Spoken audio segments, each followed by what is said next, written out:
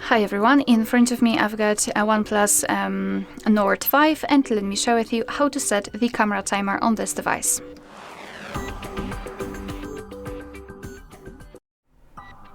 So let's begin with opening the camera app. And currently we are in the standard photo mode. So let's begin with tapping on this 3 bars icon in the right upper corner. And the second bar is connected with the timer. So we've got off, 3 and 10 seconds delay.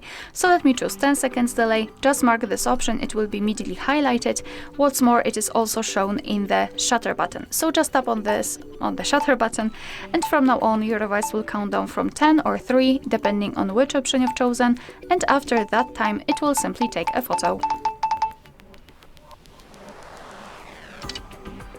Alright, so this is how to set the camera timer. If you wish to turn it off, just tap on the 3 bars icon again and tap on off.